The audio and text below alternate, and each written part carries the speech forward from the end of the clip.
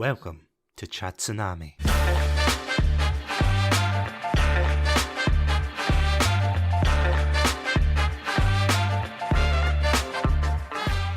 Hello everybody and welcome to another episode of Satsunami. My name's Satsunami and joining me today is none other than the extraordinary VTuber cat girl herself. It is CaitieSith. That's me. It is indeed. Katie, welcome to Satsunami. Thank you very much. It's an absolute pleasure to be here. Hello everyone. I'm waving. You can't see me, but I'm waving. Yes, in this audio-only medium, I know.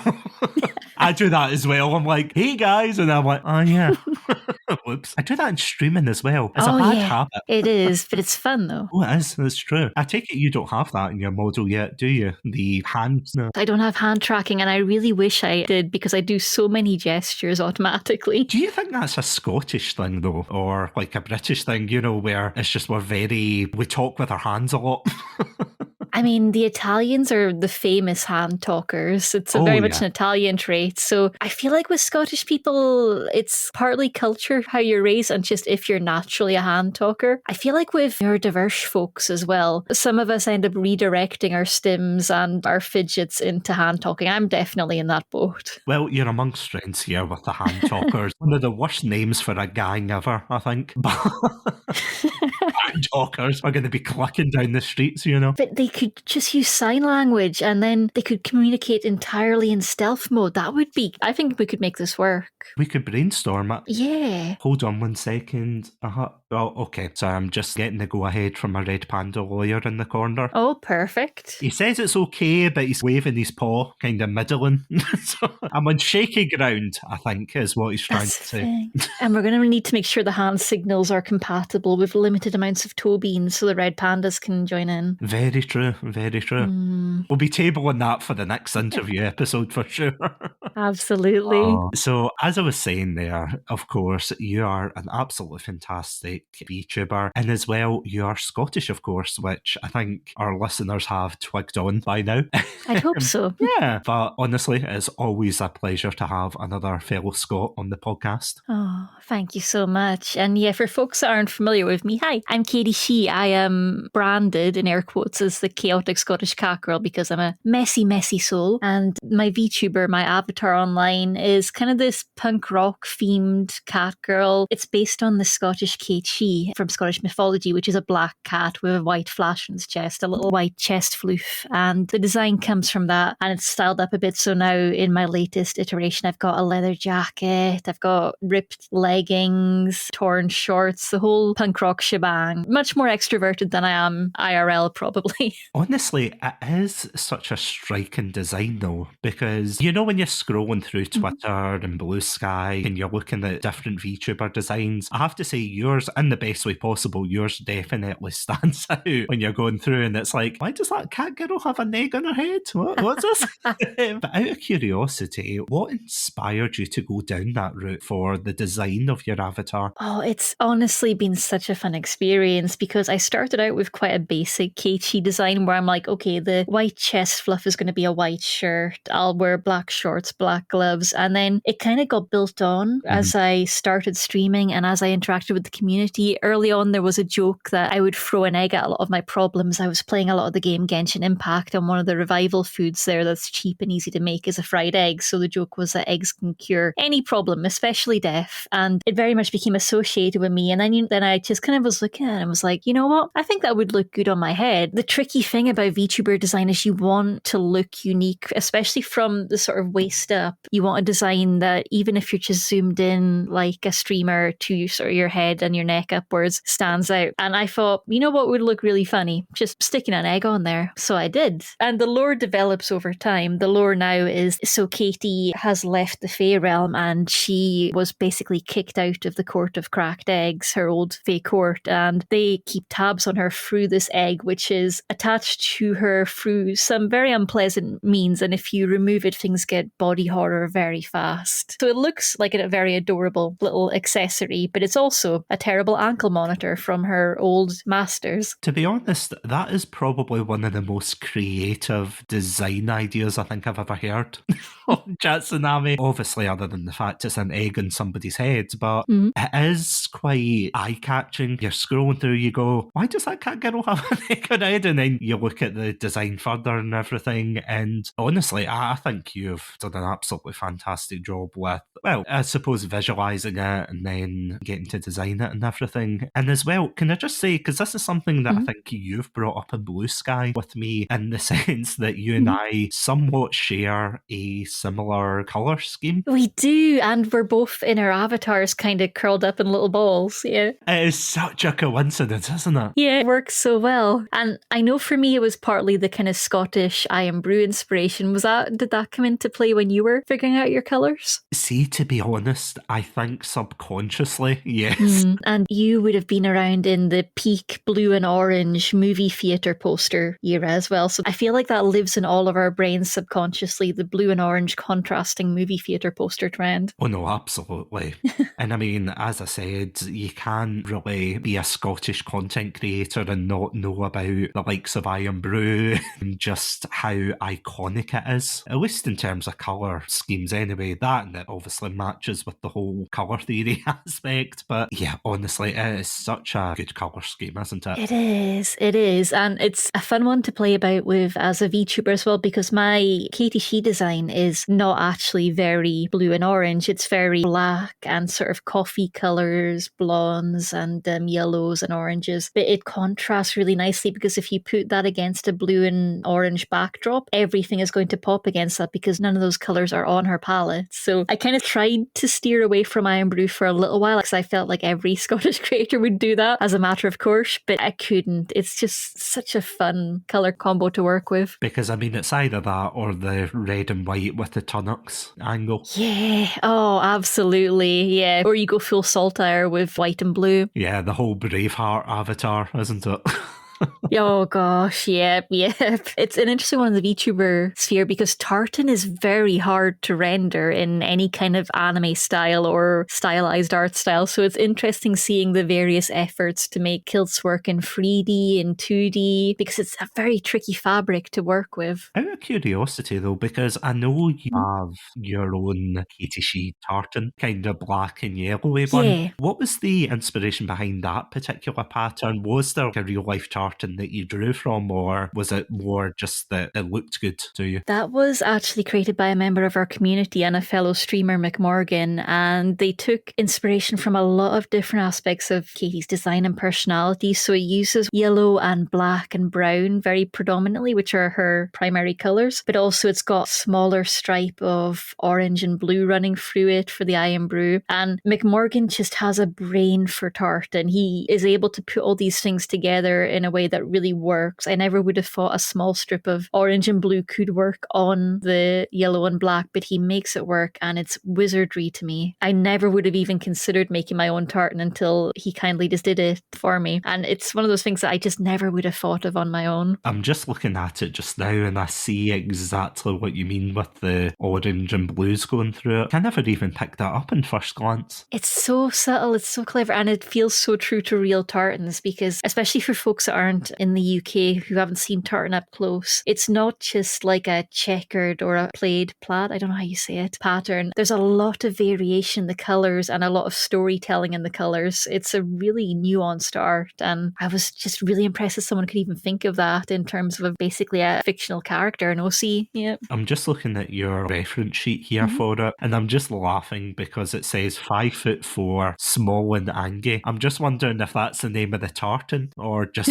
the name That's just me. That's just me. That's been on my ref sheet from basically day one. I need the internet to know that I am a short gremlin with too many emotions going on, and that's stuck with me ever since. It's just very important. And everyone looks at it and goes, yeah, that seems about right for her. Yeah. I mean, fair enough. You got to have a bit of the realism in. And that's one of the things that I find really interesting about being online, because you really have to figure out how much of your true self yourself you're bringing in and how much you're leaving behind. Obviously, anyone who's had dealings with the Fae knows that you should be a little bit careful with your personal details and your real name and things like that online. There's a lot of advantages to keeping private, but also if you don't let a little of your true self through, you're going to really struggle to connect with folks. And I feel like being online, having a persona online, is figuring out what is safe to share, how much you want to share, and kind of balancing the risks between what you share and what you keep to yourself. You know, that is an absolutely fantastic point, because the amount of VTubers that I've talked to, and I've brought up this very thing where there's a lot of VTubers, I don't know if you've noticed that as well, that they use their avatars more as a character. They'll say they're and no shade to anyone who is like 1,000-year-old demon lord from down south. Let's say down south from wherever you are, dear listener.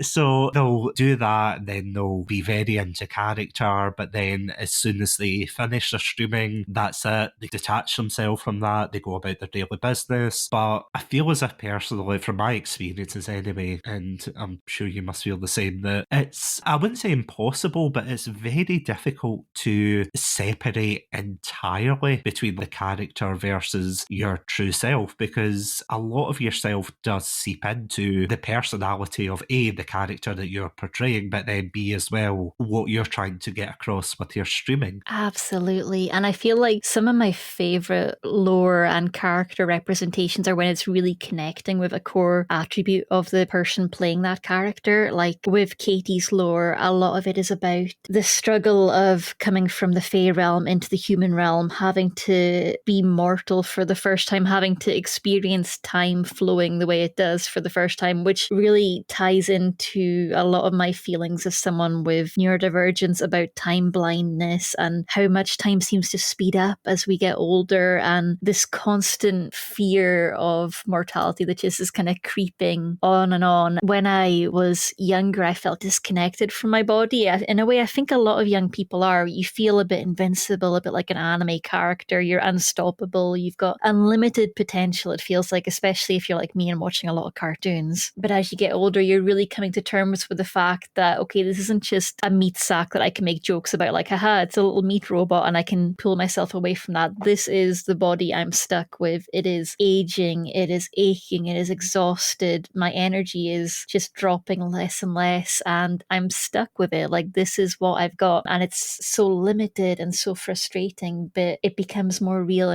year on year and more present. And I really enjoy using the character of CaitieSith to explore the sort of pain of having to come to terms with that, and coming to terms with the fact that everything around me is also so terribly finite. And think people, pets, everyone is potentially, well, not potentially, inevitably things will end, and it sucks. I hate it. And so much of that rage against the fact that everything is finite gets channeled into the character. So much of this sadness and grief as I'm facing all of these things that I can't run away from just comes through in the character. And it's so cathartic to express it that way, because you can't really just walk into a room and be like, hi guys, I'm terrified of dying, and even more terrified of the people I love and my pets dying. That's kind of a conversation killer. But if you wrap it in this Fae lore, you can approach it gently, and it starts out just a funny haha, isn't it funny, she's from the Fae realm so she doesn't understand mortality, and then you can really gently lead into it and just get into the creeping horror of being here and existing. Following on from that, when I started my content creation journey, I started in the 2020s, which I'm sure a lot of the listeners are probably sick of me telling this story, but I started in the 2020s. My very good friend Martin McAllister encouraged me to do streaming and break out of my shell, and honestly, since then, you definitely do feel as if you evolve through this journey of content creation. And before I go on to ask you about that in particular, whenabouts did you start? Were you in a similar boat of starting in the 2020s, or did your content creation journey start well before this? A little bit later. I was around July 2021, I think, was when I started. So in the thick of the pandemic, like a lot of folks. And yeah, it was when I was really coming to terms with the fact that I'd spent all these years of my life thinking that I was your typical bookish introvert who just wants to be left alone to read. And then I'd realized through all these months of lockdown that actually I was really aching to see my friends and family and loved ones. And I wanted to be out there and hugging people and just being in the same room as people. And it was very much a kind of shocking realization to myself that, oh, I'm actually more extroverted than I thought. I'd spent all these years kind of thinking of extrovert like it was a bit of a dirty word, a kind of antagonist to this introvert persona I'd built up. And then I realized, no, actually, human connection is really necessary for me and I'm suffering without it. For those listening to this episode who, of course, lived through that time, you know, you don't need me to tell you how isolating that whole period was of the 2020s, between 2020 to, well, the beginning of 2022, because that's when it started to ease up a little bit. Eventually, things got to, and again, you can't see it, I'm air quoting here, relative normality here, because that is something that I found quite both interesting, and again, going back to what you were saying about realising how finite experiences are, because, and this is something my friend Martin and I joke about, we talk about how we feel as if our lives have been separated into like two chapters. You've got your pre-COVID period of life, as it were, and now you've got your post-COVID chapter where we've gone from, you know, living our normal lives, growing up, etc. And then as soon as the 2020s hit, it was just this completely unprecedented experience. And despite obviously the hardships, and I would never wish for anything like this to happen again, that moment for me in particular gave me the opportunity to, you know, explore different creative outlets, both with streaming and then eventually the podcast, which you're thankfully on. Yeah. But then as I went through the particular period of isolation with the lockdowns and whatnot, and things started to open up again, I noticed that a lot of people that I'd made friends with online had started to kind of move away. And, you know, they have every right to obviously go and live their lives, as it were, but it was quite sobering, I would say, that you made friends with these people, you were chatting with them, you were gaming with them till, you know, the early hours of the morning, and then one day they were just gone. And obviously they're gone as in doing things, but did you feel that way as well when you were streaming and you were building up a community, or how did you feel about that? I definitely feel that, yeah. Like, from a streaming perspective, this is going to sound terribly ruthless, but the audience potential that you had during the pandemic when everyone was stuck inside is unbeatable compared to what we have now. And it's a great thing that it's changed, but it is such a different world. And there's almost a sense of, it's a bit like when you leave secondary school or high school or leaving university or college and knowing that all of these people that you've got to know due to this kind of forced proximity you might never see again. And it's such a strange experience. It's so strange. And in the UK, school reunions until recently haven't really been a thing, at least in as far as I've known it, but it's becoming more of a trend being picked up from America to the point where I've even had invites to school reunions. And it's such an odd idea, kind of reopening that box and tearing open those old wounds and trying to recapture some of what was a very unique and kind of fragile moment in time, trying to recapture that. No, you're 100% right there, because I think this is something that a lot of, especially in the content creation sphere, I think that a lot of people kind of fail to realise, at least for the newcomers anyway, that there's a lot of people who might have success in particular periods of their career or journey as a content creator, but then they always try to cling on to that particular moment. I mean, as someone who is very nostalgic, and I'm one of these people, when my friends make fun of me for this, but I'm one of these people that, you know, you're scrolling through the internet and then it's like, oh, did you know that this is so many years old? You know, it's a sobering moment. It is. I hate the feeling. Yeah, I hate it. It makes my skin crawl. Just, oh my gosh, yeah. I won't name some of the ones that come to mind because I don't want to give anyone listening the shivers. Being forcefully made aware of the passage of time, oh, it hurts. Because, I mean, I went into the lockdowns in my late 20s, and now I'm in my early 30s. Don't look up how long red pandas live for, by the way. They live forever. They live forever. In my world, they live forever.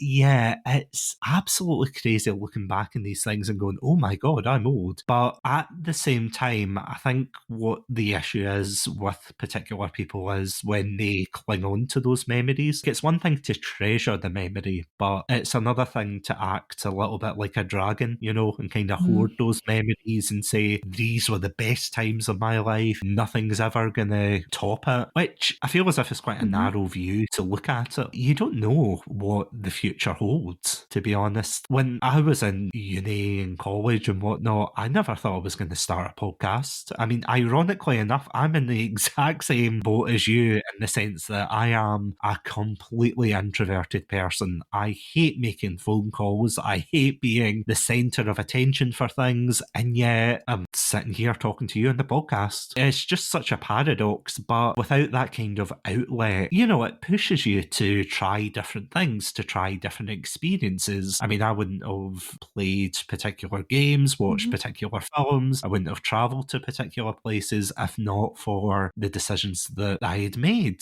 And flipping it back onto you, do you feel the same way about that? Yeah, nostalgia is such an interesting kind of double-edged sword. I never thought I'd really be a nostalgic person because I powerfully remember going through secondary school and it was hands down rock bottom of my life, the worst time of my life. And I would get so furious when adults would tell me, oh, this is the best time of your life. You'll love these years. You'll never get anything like this again. And it just made me so furious because all I could really think was, it has to get better than this. It has to get better than this. And it did. It gets so much better. To anyone, especially younger folks listening, the 20s can be rough. The teens are very rough, but 30s, 40s onwards, it just gets better and better. There's so many positives from knowing yourself better and coming into your own as a human being and gaining confidence in who you are. So I always would rally against this nostalgia and any of that rose-coloured thinking, but I find myself now seeing a lot of the retro gaming nostalgia for things like PlayStation Portable games, GameCube games, Game Boy Advance, Game Boy Color, and I get pulled into it. I've got a retro gaming console. I'm digging out all my old games, and things like the Y2K nostalgia movement, the trend towards very Y2K style websites with glitter and blinkies and scrolling marquee text and web rings. I do love it. It really hits something in me that I didn't expect to end up feeling. I didn't expect to feel the draw of nostalgia, but I look at these things and I do feel the comfort and the comparison creeping in of, wow, the internet really was better before it was all algorithms and social media and adverts. And I actually did enjoy gaming a lot more when it wasn't filled with microtransactions. And it's become a very dangerous pool where I have to keep dragging myself back a little bit and trying to remember that a lot of this is rose-coloured glasses and time bias sneaking in, and it can't be as good as it feels, but there's a strong allure that I never really expected to feel towards some of those older things now. Funny enough, when you're talking about retro gaming there, one experience that humbled me greatly, and this must have been about 10 years ago. It was either 10 or maybe it was less, but my friends and I went to a local comic convention and I remember they said that they had a retro gaming room. And when I hear retro gaming room, what I hear is, oh yeah, the Atari, the Commodore 64, you know, Pong, Pac-Man, that kind of thing. What I don't expect to see is to walk in the room where they've got an N64 and then they've got a Nintendo Wii and a Xbox 360. I was just like, this isn't retro gaming. Just say it's a gaming room. You know, don't make me feel old.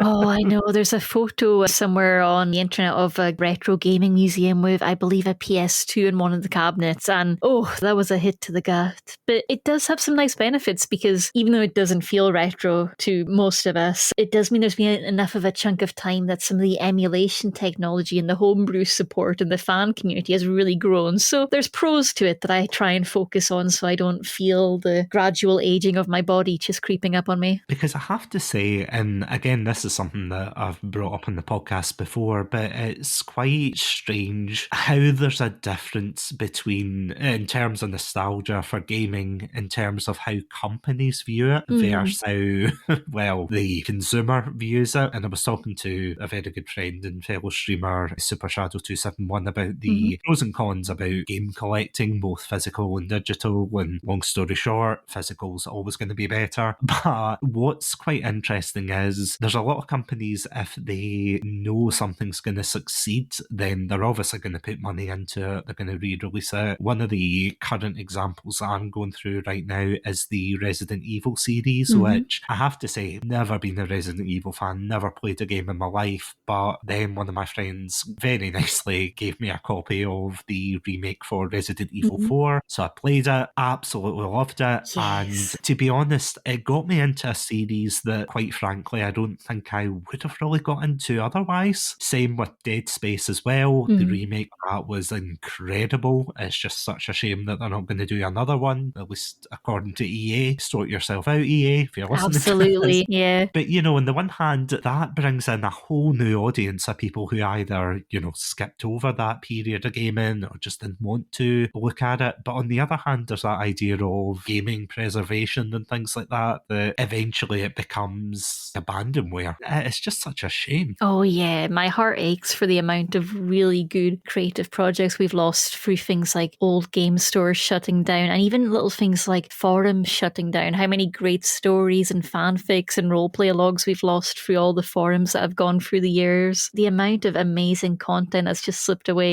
it's a bit like living through the burning of the Library of Alexandria. And there's definitely some benefits to being able to set yourself free from all the stuff you did when you were younger on the internet. But at the same time, yeah, just so many amazing things lost as well. See, out of curiosity, I've got to ask this question because I know you're a fellow Scot, so you'll know what I'm talking about here. Did you have a Bebo page? Oh, of course, of course. Oh, thank God. Finally, someone that I can say, did you have a Bebo page? And they don't say, what?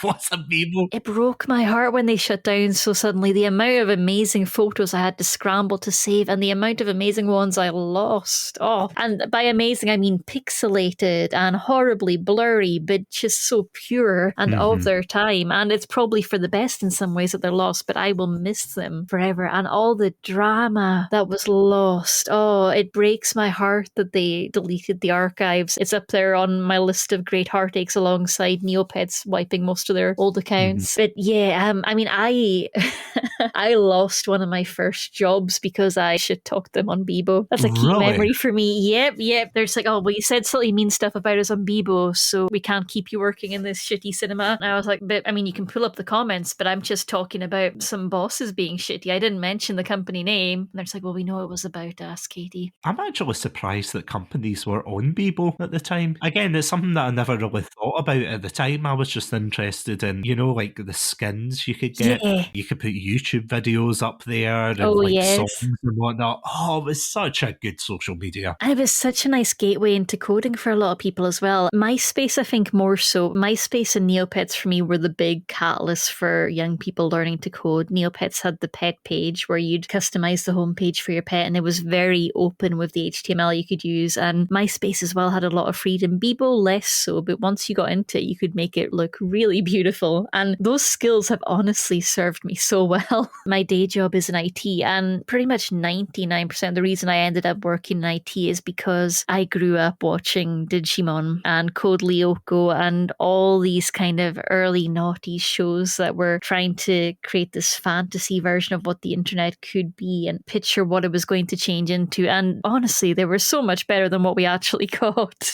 Yeah, and that did directly lead me into working into IT. I'm like, you know what? This digital world thing, really cool. It's got like vaccine types, it's got virus types. I'm going to keep on learning about this. Well, all I'm saying is the Matrix has a lot to answer for that. Oh, yes. Absolutely. Oh, but I love it so dearly. Because that is the thing, though. And again, going back to the topic of nostalgia as a whole, that, you know, nowadays when you look at social media, I mean, pardon the language, but it is a bit of a hellscape, isn't it? It is. It's so rough. It's so rough to look at. And it's interesting because like, you can go onto it, and I feel like if you try and step back a little bit and be mindful, you can feel it making you angry. You can feel it manipulating those emotions. And my heart kind of goes out to a lot of younger people on the internet right now, because I did my time in the forum RP zones, on LiveJournal. I watched the drama started right in its infancy on bulletin boards and BBSs and IRC chat. But a lot of people aren't so familiar with the tactics now, and it catches them by surprise. But ultimately, a lot of the bad patterns on the internet are the same thing repeating over and over. And you see it on the Bird site before it self-combusted. You'd see a lot of the same patterns of people coming up with drama to get attention, to feed their followers, and they'd come up with more drama and the cycle would repeat. And if you'd been around the internet long enough, you can see that coming from a mile away. You can see the telltale signs of someone who's really amping up drama for the attention it brings them. But for a lot of new people, they're not familiar with that type of bad acting online, and they don't know the warning signs. That they want to accept things at face value, or they want to accept nothing and believe everything is fake on the internet, which is a different side of the coin, a more nihilistic side of the coin that's equally dangerous, believing that nobody you're interacting with is a real person with real feelings. But it definitely goes either way, where they seem to either be believing nothing is real and nobody can get hurt, or everything is real and everything is my number one priority. Because that's something that I find weird about the mid to late 2000s internet versus what it eventually evolved into, because especially 2010s internet, I feel as if was the kind of peak of it, where unfortunately, I do remember this, that unfortunately a lot of people moved away from Bebo and into Facebook, which in itself, that's a whole other kettle of fish. It is just a terrible social media now, where I think people just use it for the most part to, well, either keep in contact with, I mean, I do as well, but keep in contact with people, because that's one of the easier ways to do it, to be like, oh, add me on Facebook. Well, then again, not anymore, but nowadays it's just overrun with adverts, irrelevant content. Same with Twitter, of course, as well. Again, they're taking the social aspect of social media and it's become a lot more negative, I would say. It's such a shame. It's such a shame to see it. And don't get me wrong, there was always drama, as you were saying, there was always drama in those old social media sites and in those forums, because I 100% agree. I've served my time as well through the trenches of, I don't know, Sonic Fan 42 said. Oh my gosh. Some of the Sonic webcomic drama back in the day was something else. Oh, I remember. I was in the thick of it. Yeah, I used to read all the Sonic fan comics on Fireball 20XL, and then, oh my gosh, that became a whole dumpster fire very quickly. But absolutely, it's such a poisonous way the internet is set up now. People don't always consciously realize it. Like, we think we're aware of the fact that the algorithm is profiting off strong reactions, but it's difficult to be constantly aware of just how insidious that is. It is watching not just the things that you retweet or repost and like, but the things that you linger on, the amount of time you spend reading things, the things that you read but then don't share, all of it is being tracked into this machine that is absolutely being fed by any kind of strong emotion, bad or good. And bad tends to be more profitable for the way the machine works. The ironic thing is, it's a tale as old as time. A lot of newspapers, media outlets, whatever you want to focus on, they are always going to have that one negative story to attract people in. They're not going to have, oh, person went to the park, had a good time. That no one's interested in that, which is a shame, because I'm sure they had a lovely time at the park. But at the same time, it's the same with social media. And I think what's worse as well is it's not like you can turn off the TV anymore or not read a newspaper. I mean, you can if you cut yourself entirely from technology, but if you're someone like me who has to check their phone for work and whatnot, then unfortunately you're getting exposed to story after story of this happening, that happening. I'm quite curious to hear your take, see, on the content creation sphere, at least from your side. See, trying to promote yourself as a content creator, have you found there to be any difficulties in that part of the internet, in particular social media? Absolutely. I feel like any kind of creative online who is familiar with how the system works is going to feel this little devil on their shoulder pointing out that if you take the bad patterns, you can absolutely explode in popularity quite easily just by doing a couple of things that might not feel too dodgy to begin with. Just a couple of little lies that you can write off as jokes, a couple of little bits of faux drama stirred up, and then it kind of escalates from there. It's always this kind of devil on your shoulder as a creative online. You see everyone, well, it feels like everyone around you doing it and profiting off it and getting successful. And even the people that are getting, in air quotes, cancelled and called out for it, they're still making the big numbers. Like, there's no such thing as bad publicity. It's such a true statement online that it all feeds the algorithm, feeds the numbers. It can lead to revenue and money and success. And that's really disheartening to see, and something I think streamers definitely struggle with seeing. I know I certainly do. And for my artist friends as well, I feel like it's absolutely heartbreaking because you see people just drawing to the trends, and it's so much easier to succeed that way than drawing original content. And same from a lot of creativity, you follow the trends, and that can feel like a really quick path to success. And it's very much a constant battle against that devil on your shoulder and making the conscious choices to say, I know the commercially savviest way to do things, or I know this isn't going to be the air quotes right way to stream or the most efficient way to build an audience, but it's what I want to do. Or you can choose to chase the trends too. I mean, there's no shame in that. It works, and it takes a lot of strength to go that path as well, but you need to figure out what is right for you and what's actually going to sustain you. Like, if the numbers will sustain you, then maybe chasing the trends is for you. But if that's going to kill your joy, then you need to know that and stop yourself before the habits kick in. I cannot agree with that more, to be honest, because the most heartbreaking thing that I think I see in terms of content creation, and especially for streamers and even YouTubers as a whole, is the people who they don't want to be themselves.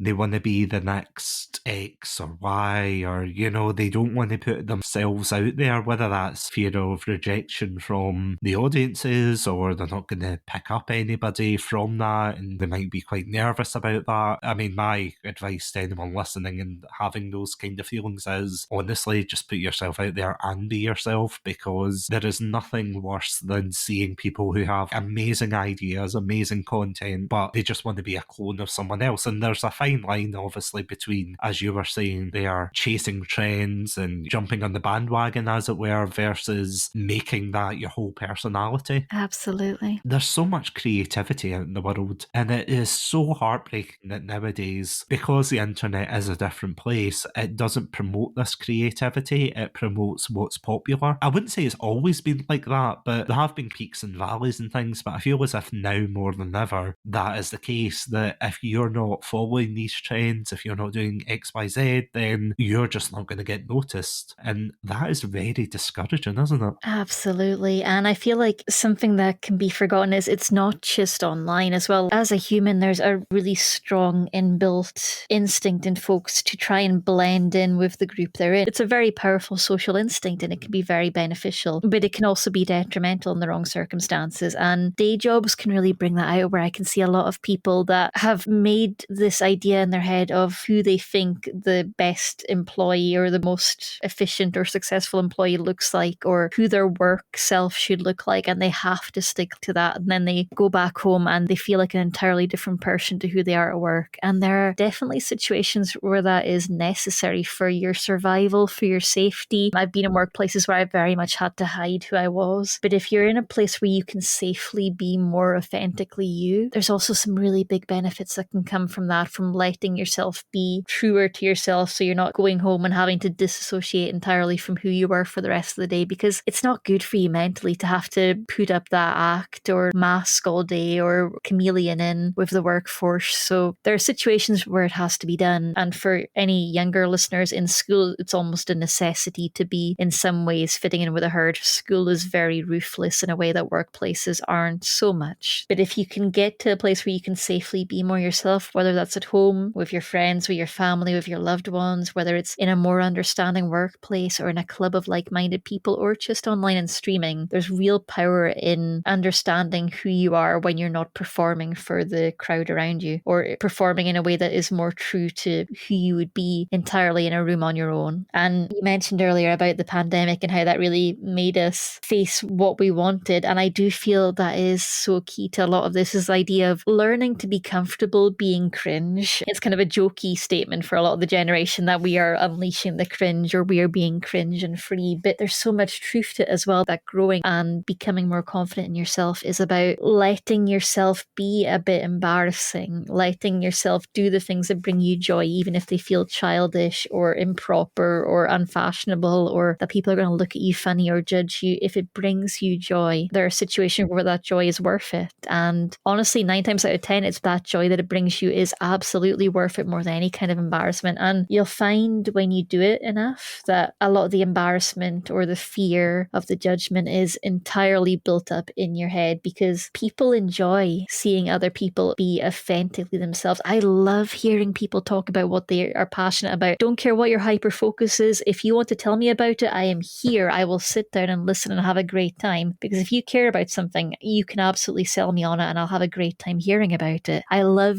hearing what people are passionate about, no matter how strange or niche they think it is. I love hearing about people's special interests, and I think that as well is a very human thing, getting excited when you see someone else excited about something, feeling that enthusiasm, being and just wanting to cheer for someone when they're clearly having fun and doing what they love. When I was younger, I definitely felt that way. See, when you get to your teenage years, Yeah. and then you start to move away from the quote-unquote childish aspect of your life. So it was like no more Sonic, no more childish games. I was going to play manly games like Call of Duty and Halo. And oh, yes. it's such a stupid thing to say out loud looking back on it. But you know, that way you get into your own head, and with societal pressure of, as you were saying earlier, with your peers and things, and all these cliques and groups saying, oh, you should be doing X, you should be doing Y, you should be doing this and that. You want to fit in. You want to be someone who lives a normal life, does stuff that will make things easier for you. But that is only a short-term solution, because as soon as I reached university, I met my very good friend and co-host Andrew, such a good co-host that he's currently living in Canada with his wife.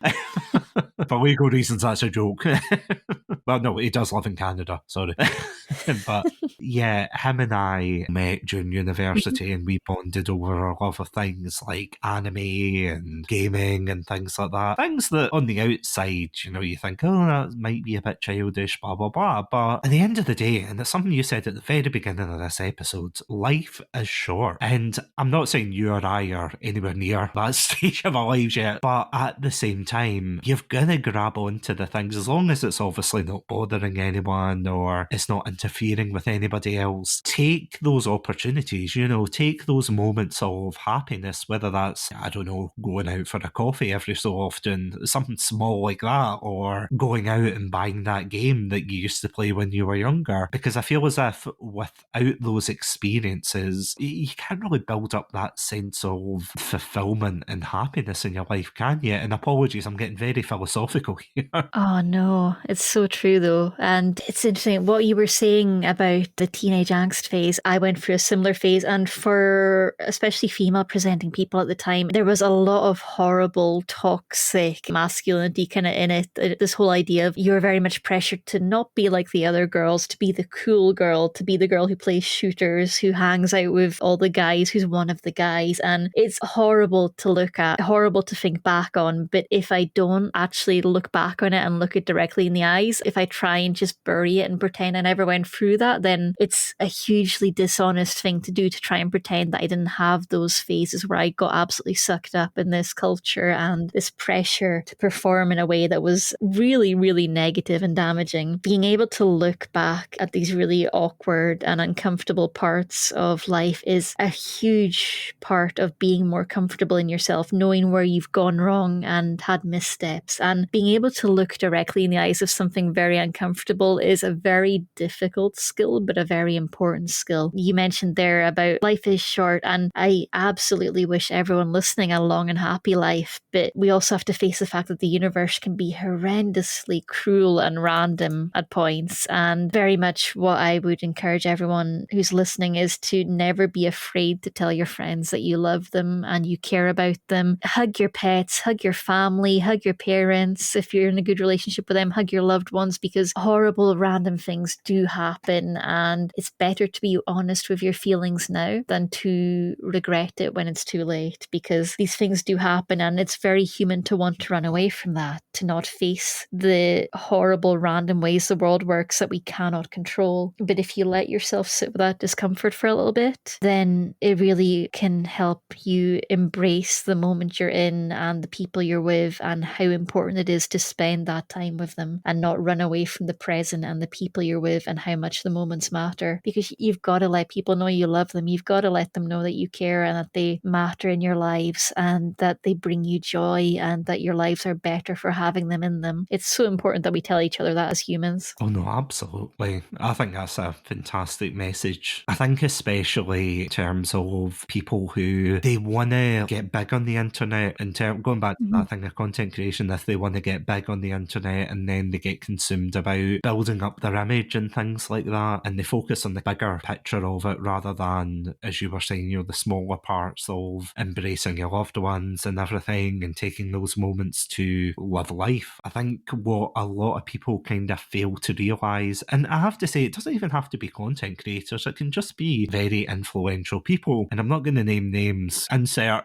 particular persons here, but you've got people who are very hyper fixated on the wrong things of life, that they say, oh, this is a bad thing, focus on that. I've seen it hundreds of times, and this is something that irks me to no end with the podcast community, because the indie podcast community is one of the most wholesome, nicest internet communities I think I have ever seen in my life. Genuinely, I've got a group with a couple of other indie podcasters called the Podpack Collective. Shout out to the Podpack, yep. Yeah, the Podpack are some of the greatest people I've ever met in my life. Well, online anyway. You've got the Casting Views podcast, you've got the Howdy Beans podcast, Two Girls, One Reusable Cup, Seismic Cinema, Game Club Pod. Honestly, they are such fantastic people. They've been so supportive and everything. And I could not honestly imagine a better group of podcasters, because there's so many that I've met along the way outside that group that make all of this worthwhile. Because the aim of Satsunami, as you'll probably guess by now,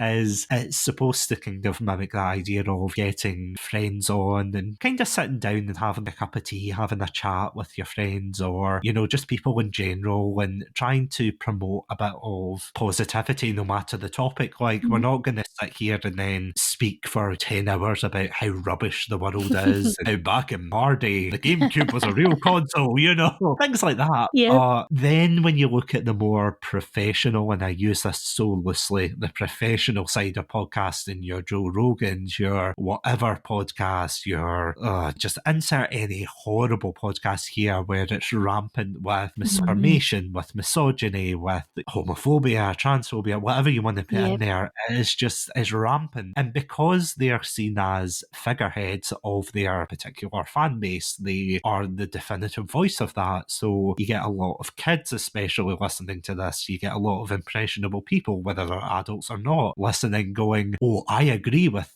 XYZ. And it is so horrible to watch people, because, I mean, I'm sure you've seen it on Twitter as well, and, other places where people nowadays, and obviously your mileage may vary, but people nowadays are less likely to promote their own kind of negative views, and they just seem to be parroting other people and what they're saying. It's not very constructive, I would say. It's one of these really painful truths of not just creativity, but just everything in human life is negativity will always reach further than positivity. Having a podcast that focuses on the negative is a quicker path to success than trying to be wholesome and positive. And the same online, stirring up drama, getting in arguments, it can be a quicker path to followers. A lot of the big time podcasts know this and are consciously doing this. And you see this in a much wider level as well, even on the political stage. The American blue and red division is very much based on talking points and sowing negativity and sound bites and feeding that kind of machine. It reminds me of what you were saying about the news and how they focus on the negative. And it's heartbreaking because I've tried so many times in my life to find sources of positive, wholesome news, whether it's in video form or written form, and they all without fail shut down because the money is not there in positive news. People don't click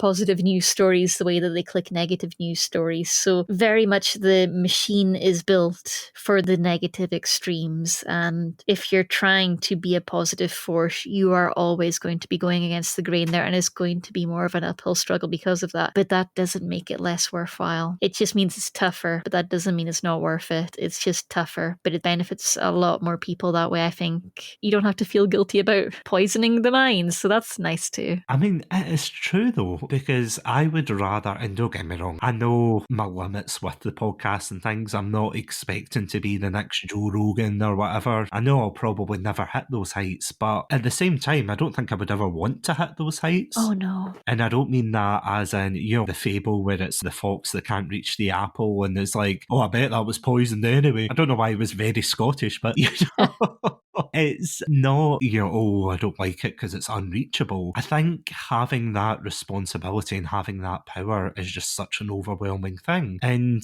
I always say whenever I'm putting out a tweet or I don't know what you call it on Blue Sky, a post. I believe skeets. Sky tweets basically skeets. I'll put out something like that, and I always call my fan base the Pandalorians, which of course Yes, I saw that. I love it so much. Shout out to all the Pandalorians. Whenever I say Pandalorians, it's like I'm never thinking of one particular person or one particular group or anything. I always feel as if that is a catch-all term for anyone who wants to be part of this community. No matter where you come from, no matter what your background is, whether you're young or old. The point is, if you want to join in, if you want to listen to the podcast, if you want to feel part of that community under a very weird red panda banner, as it were, at the end of the day, that is something that I welcome with open arms. I think that if they want to come and listen, that's fine. If they don't want to listen, that's also fine. Nobody's forcing them, I'm not taking away their snacks if they don't listen to Satsunami, but I would rather have that type of community where we're all listening together, talking together, and it warms my heart when people message me or reach out to me and say, oh, I loved your episode in this, or oh, I've listened to that, even if it's just one person. And again, I'm not breaking in with a multi-billion-dollar deal with Spotify or anything, but at this stage, I genuinely think that having a set amount of Pandalorians is just absolutely fantastic. But out of curiosity, do you have a name for your followers? I do. They are called the Kittens, which I named them before I knew about Discord kittens. That was a unpleasant discovery, and I still call them the Kittens, but I do just feel a slight shudder in my soul at the thought of Discord kittens and what they have done to the poor kittens out there of the world.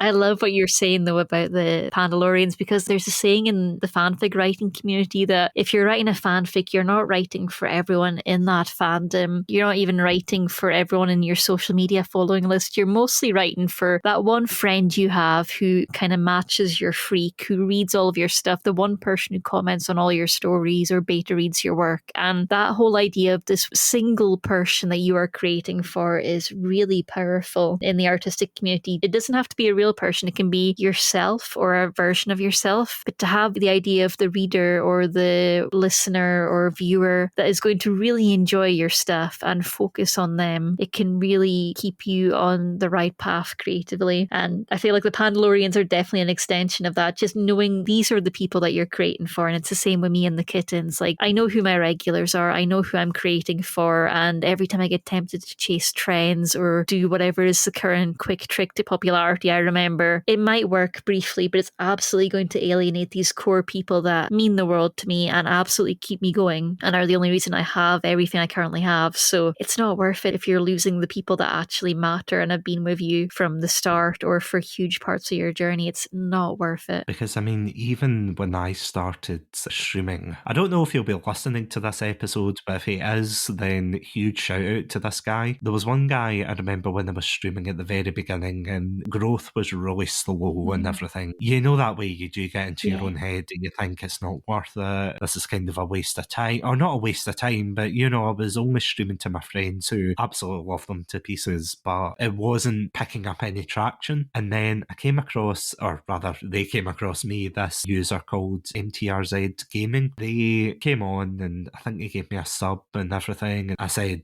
oh, of course, oh, thank you for the sub, blah, blah, blah.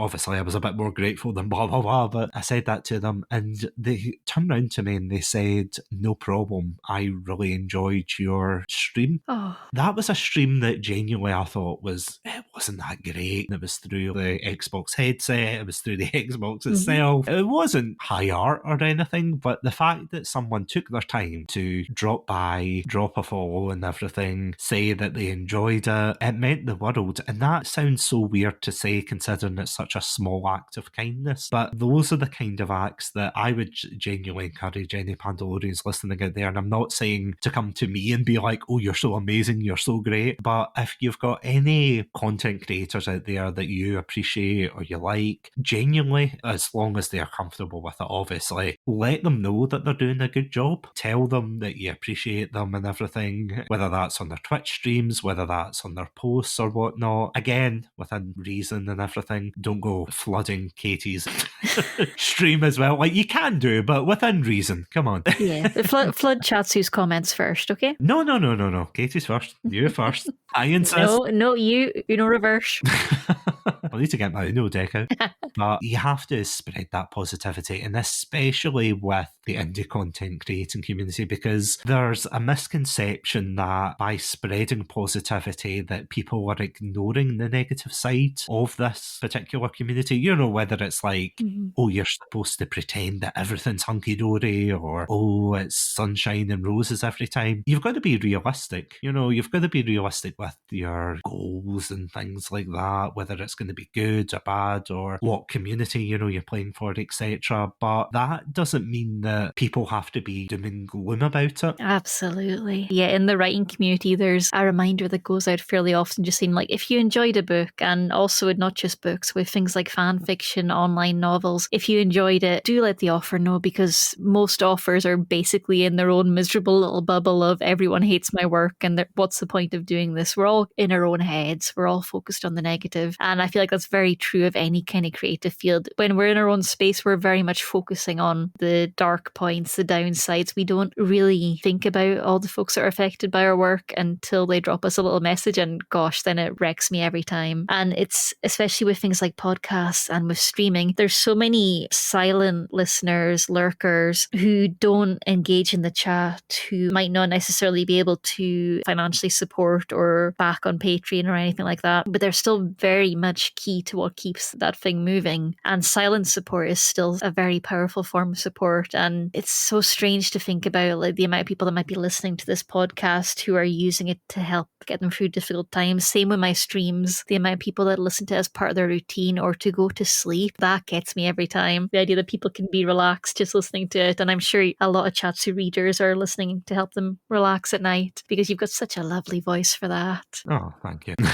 But it's so strange to think about all these people that aren't necessarily saying it directly, but are very much affected by what we do. And creatives generally won't really know that you're there until you tell them. So it's very important, if you can, if you're able to reach out to your creators and let them know that they've had an impact on you, it does go a long way. I know so many creatives who keep little clip files of the positive things that are said to them by their fans. And I really recommend it, if you're a creator, to keep any positive comments, write them down, scrapbook them, whatever feels right to you, but have some kind of folder or digital file that you can look back on in your dark moments, because when you're struggling, being able to pull out some of those nice things people have said, the nice emails or messages or DMs or just quotes that people have left you, it really makes a huge difference to your mood. And it can be really uplifting to be reminded of why you're doing this and what really matters. Oh, 110% on that. Because it is, when you're starting out, especially the early stages, and when I say early stages, I don't mean the first few days. I mean, it could be the first year, it could be the first couple of years, where people don't find their community, they don't find their niche or anything, they don't find their audience, and because of that, they spiral. I sure as hell spiraled, I have to say, at the very beginning, thinking that people didn't want to listen to me, that this wasn't for me, that it was just useless. And then, because of a kind few people, and obviously with the support of my friends who have been amazing through this journey, that I managed to continue, evolve, meet other people. And as I said before, huge shout out to the Podpack, because without them as well, and I'm sure you're the same with your community as well, without the people that you've met along the way, it's absolutely incredible who you meet and how much they can affect your life. But it is just absolutely amazing. And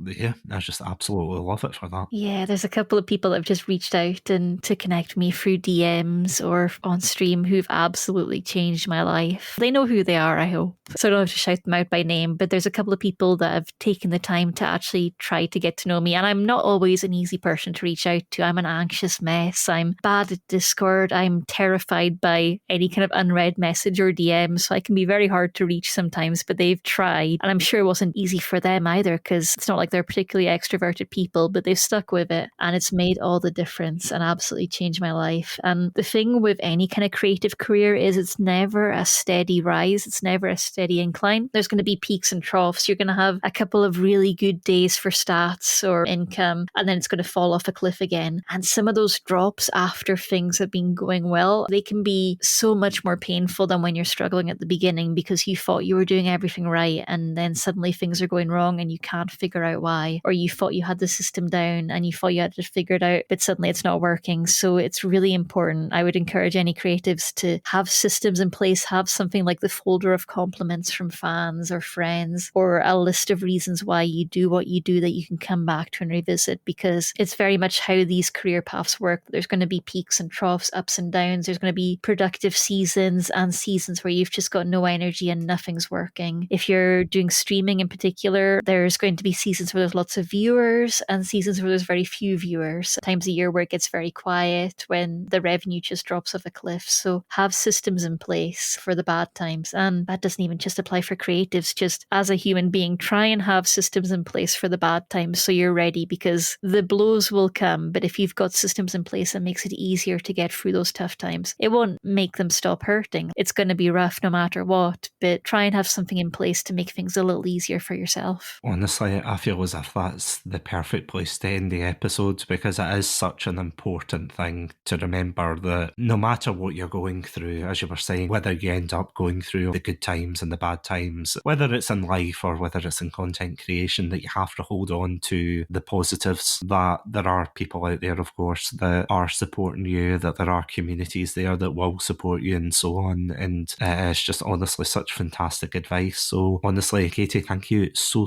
much for coming on and talking about your journey. Oh, thank you for inviting me. Absolutely fantastic. And I was very nervous in the run up to this. I know I mentioned that to you, Chatsu, but you're absolutely wonderful and you've made this a wonderful experience for me. Well, you've been an absolutely fantastic guest and you're always welcome back. Oh, anytime. I haven't even started telling everyone about Sonic and Digimon. Like, I could go on for ages. We haven't even gotten into that. Next time. Honestly, you're amongst good company here. Oh, You can talk about Sonic, Digimon. Can I ask you something just before we wrap up? Of course. I was reading through your bio and your absolutely fantastic website, by the way, and it says here one of your languages is listed as Scottish Gaelic. Is that right? It is indeed. Oh, great. Fantastic.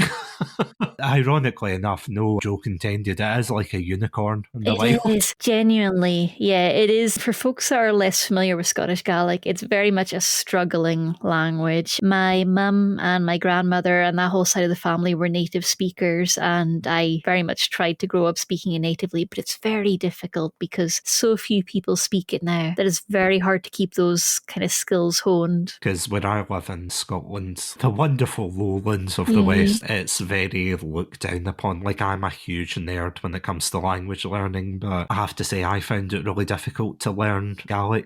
It is. It's so difficult because the immersion opportunities just aren't there, and it breaks my heart. I want to keep my skills sharp. I want to keep that part of my culture going, but nobody on the mainland speaks it. So the minute I hear a Gaelic speaker, I will just latch on. That made me scroll back when I was scrolling down your bio, and I was like, hold on a second, does that say Scottish Gaelic? Oh, yes. I love to speak it on stream when I can, and I'll always pair it with a translation, because in terms of bleak commercial stats, it's not profitable to say stuff in a language other than English, really. But gosh, I have fun with it. Okay, no, definitely go for it. This could be the resurgence of Scottish Gaelic. There's some great games out there that use it as well, like shout out to Still Wakes the Deep, a Scottish game set on the oil rig, which has a fully Gaelic mode. And I believe the new game Farewell North has a Gaelic translation as well. Really? Yep, yep. So it's really good to see. I love to see it. Because, I mean, my Gaelic is very basic. I was going to throw you off at the beginning of the episode and introduce you by saying, oh, hello, Kimara Hashav, and then you're like, oh, Oh, better not. Better not. Oh no. We can give the chat some basics. So the typical conversation starter based on what you said there is Kimera how, which is how are you? Do you want to try answering that, Chatsu? Kimera how are you? Gleva, Tapale. Oh, gleva. Very good, very good.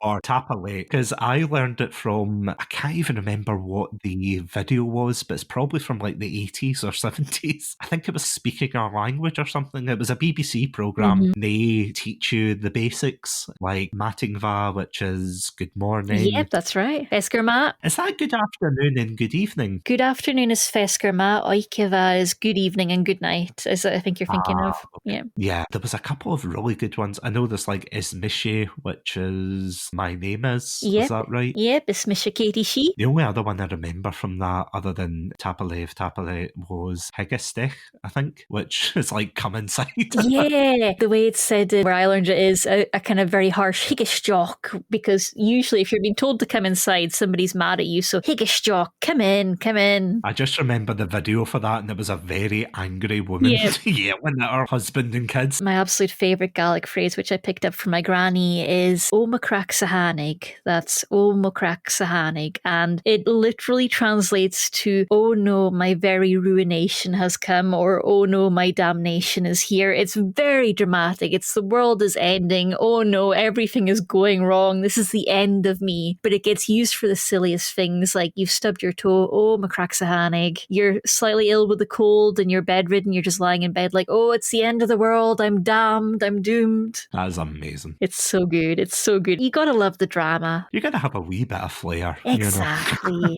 Honestly, Katie, it has been such a pleasure having you on this episode. Anytime. Thank you so much for having me. Or as the Gaelic say, tapalet. And of course, next week, Katie and I will be taking you through the basics of Gaelic again. So get your notepads out. Absolutely. Duolingo, get wrecked. We're on this now. Exactly. Duolingo, who's that?